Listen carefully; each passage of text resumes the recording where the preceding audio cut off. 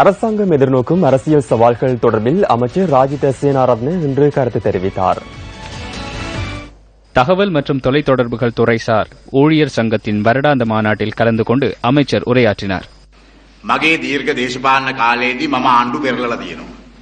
எனது நீண்ட அரசியல் பயணத்தில் நான் அரசாங்கங்களை கவிழ்த்துள்ளேன், அரசாங்கங்களை உருவாக்கியும் உள்ளேன்.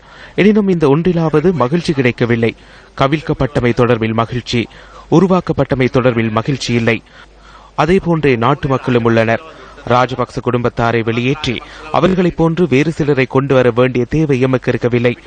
இந்த முறைமையில் பாரிய மாற்றத்தை ஏற்படுத்த வேண்டிய தேவையே இருந்தது.